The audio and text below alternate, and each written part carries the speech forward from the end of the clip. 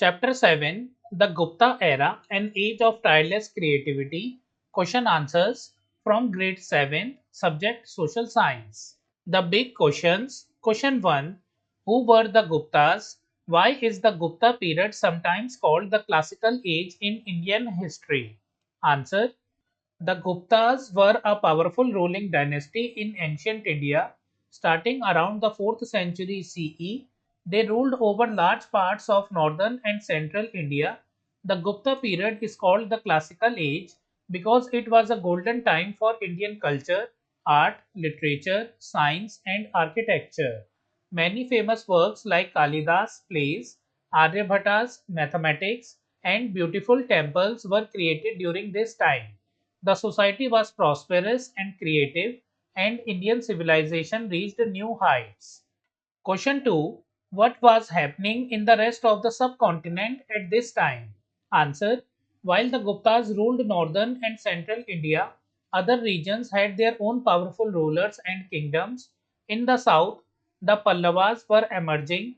In the northwest, smaller kingdoms existed where trade was active. The rest of the subcontinent also saw cultural and political developments, but the Gupta Empire stood out for its creativity, unity, and powerful administration. Question 3, who were some great figures of this period and why do their stories matter today? Answer, some great figures of the Gupta era include Samudragupta, a powerful ruler and a lover of music, seen playing the veena on coins; Kalidas, a legendary poet and playwright whose works are still read today; Aryabhat, a brilliant mathematician and astronomer who introduced the concept of zero; Varahmihira, a famous astrologer and scientist. Their stories matter because they show the high level of knowledge, creativity, and culture of ancient India, and their ideas still influence us today. Think about it, page 150. Why do you think kings chose to proclaim their achievements in the form of inscriptions? Answer, kings used inscriptions to show their achievements to the public and future generations. Inscriptions were written on stones, pillars, and coins so they could last a long time. They helped to spread the king's fame, show his power, and record important events like victories or generous acts. In figure 7.6, Samudragupta is shown playing the veena, showing not just power but also his love for art. Let's explore page 151. In the grade 6 chapter, Timeline and Sources of History, we listed multiple sources that help us understand the past. Compile a list of the sources we have referred to so far in the chapter. What did we learn from each source? Answer, source inscriptions like Allahabad Pillar. What we learned, Samudragupta's military victories and personality. Next source, coins. What we learned, economic wealth and rulers' interest like music. Next source, paintings and sculptures. What we learned, dress, court life, and creativity during Gupta times. Next source, Faxian's travelogue. What we learned, society, justice, charity, and daily life during that era. Next, literature like Kalidasa's work. What we learned, rich culture, drama, and language of the Gupta period. So, friends, you can note it down. Next, take a political map of India and locate the present day states and union territories where the Guptas ruled. See figure 7.8. Mark these states on the map and count how many you found. Then, compare your findings with your friends to see if everyone got the same number or discovered something different. Answer, some of the modern day states that were part of the Gupta Empire include Uttar Pradesh, Bihar, Madhya Pradesh, Gujarat, West Bengal, Odisha, Jharkhand, Haryana, Assam parts, Chhattisgarh. So friends, you can note these states in the political map. Let's explore page 153. Read the excerpt from Faxian given above and identify the key features of the society he describes. Write down your observations and compare your notes with your friends. You might be surprised to see how differently others interpret the same text. So friends, below is an excerpt from his travelogue where he records his observations of the society in the Gupta era. You can pause the video and read it. Now let's see the answer. Key features of society during the Gupta era based on Faxian's observations. People were happy, peaceful and free from strict government control. Farmers paid taxes in the form of grain. Guards and government officials were paid salaries. Cities were wealthy and well planned. Society was kind. Charity homes and hospitals were set up. Poor and sick people were cared for with free treatment and food. Rich traders, Vaishyas, supported the poor and built beautiful homes. Roads and lanes were clean and well managed. These points show a well organized, rich, and compassionate society. Let's explore page 155. Observe the painting of the Prabhavati Gupta sitting in her coat, figure 7.10. This one. Take note of the details, her attire, posture, the people around her, and the sitting of the coat. What do these elements tell you about her life, role, and the time she lived in? Discuss your observations in groups and share your insights with the class. Answer. Observations from the paintings of Prabhavati Gupta sitting in her coat, figure 7.10. She is dressed in royal clothes and jewelry, showing her high status. Her posture is confident and graceful, indicating she was respected. People around her include advisors and attendants, showing she had an important role in governance. The court setting is detailed and elegant, indicating the richness of the Gupta period. This tells us that women like Prabhavati Gupta could hold power and participate in politics during the Gupta era. Let's explore page 159. Let's join Bhavisha and Dhruv with their time machine in the times of the Guptas. You are getting an opportunity to meet Aryabhatta and Varaha Mihira. What would you ask them?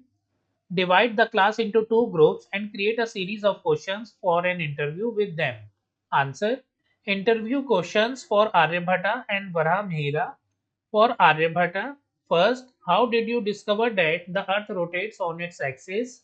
Second, what inspired you to write the Aryabhatiya? Third, how did you calculate the value of pi? Fourth, what made you think of using zero in mathematics? For Varahamihira, first, how did you study stars and planets without modern tools? Second, what are the some important things you wrote in the Brihat Samhita?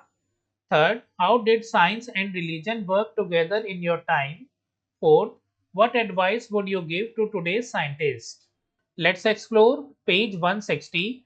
Take a close look at the samples of Gupta sculptures shown in figure 7.15.1 and 7.15.2. By looking at the attributes, can you guess which deities are depicted here? Write your observations in the space provided and share your thoughts during the class discussion. Answer. So friends, this is the figure. Ekmukhi Shivalingam, also known as Mukha is a type of Shivalingam on which the face of Lord Shiva is engraved. Lord Vishnu in Mathura art, 5th century Gupta period. So friends, this one is Ekmukhi Shivalingam and this is Lord Vishnu in Mathura art. Next, questions and activities. Question 1. Imagine you receive a letter from someone living in the Gupta Empire. The letter starts like this. Greetings from Patliputra.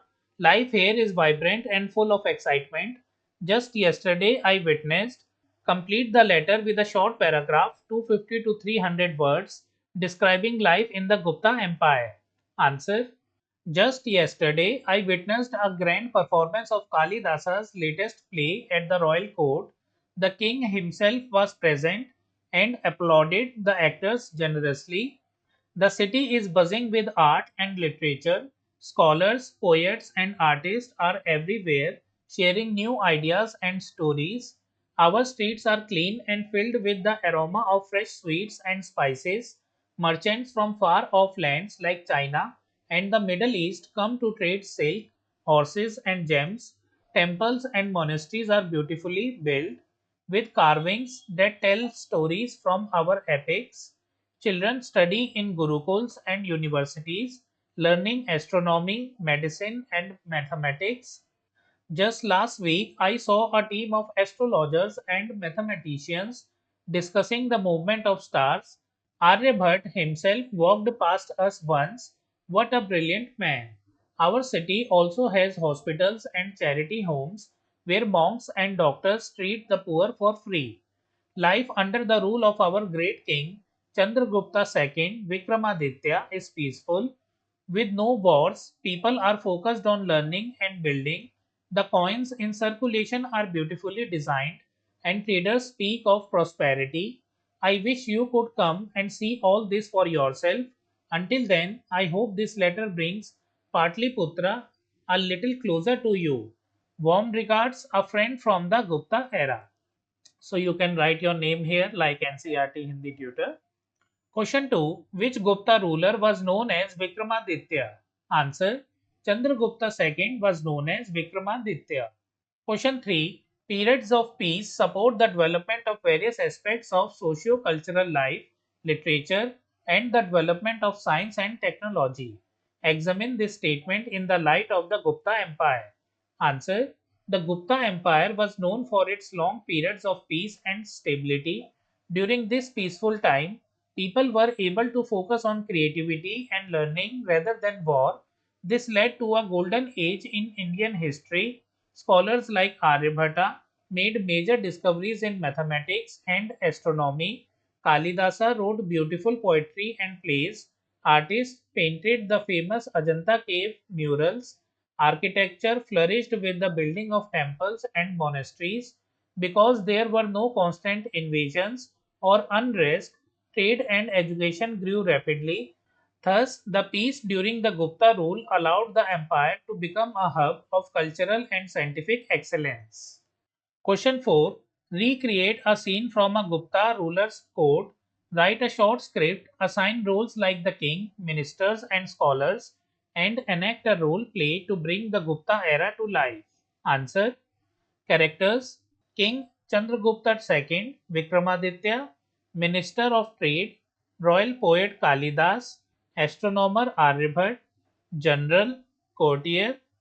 Scene: King sits on the throne, ministers and scholars gather in the court. Minister of Trade, Maharaj, trade with Central Asia has brought us rare gems and fine silk. The kingdom is prospering. Kalidas, poet, Your Majesty, I present to you a verse from my new play, Abhijnan Shakuntalam. May it bring joy to your heart. King, smiling, Kalidas, your words are like nectar. You make our court proud. Aryabhat, Your Highness, I have calculated the rotation of the earth and the motion of the stars. With your blessings, I shall write my findings in a book. King, let knowledge shine in our kingdom. We are blessed with wise men. General, Sire, the borders are secure, peace prevails. King, let this peace continue. Our kingdom shall be remembered as a land of knowledge and art. All bow, curtain falls. Fifth, match the two columns, column A and column B. First, Kanchipuram, D, known as a city of 1,000 temples.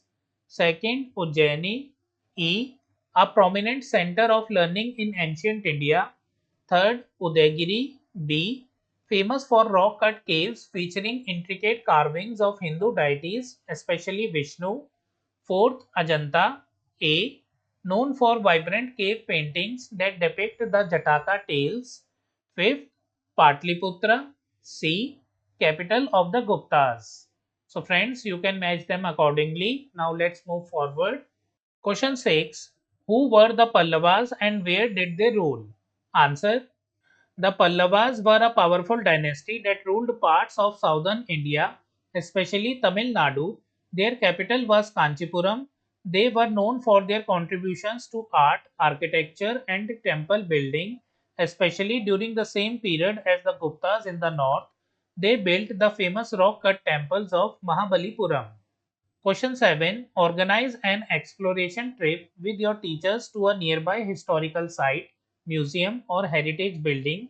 After the trip, write a detailed report describing your experience. Include key observations about the site's historical significance. the architecture, artifacts, and any interesting facts you learned during the visit. Reflect on how the trip enhanced your understanding of history. Answer. Trip report. Visit to National Museum.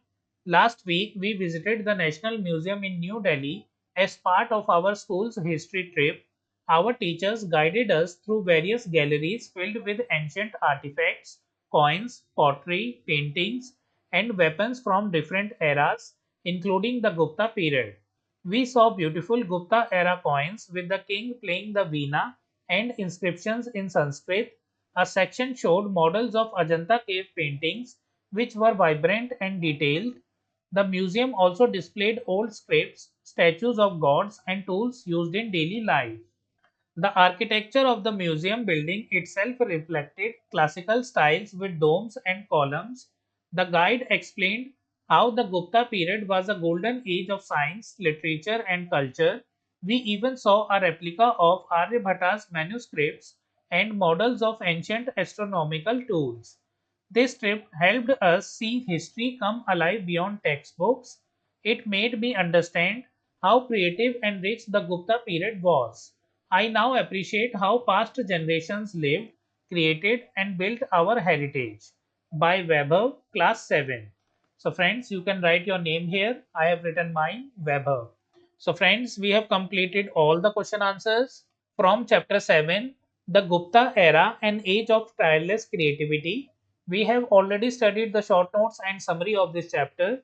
You can find the link in the description and on the screen. If you like the video, kindly like it and share it with your friends. Also subscribe to my channel. We will meet in the next video. Thank you for watching.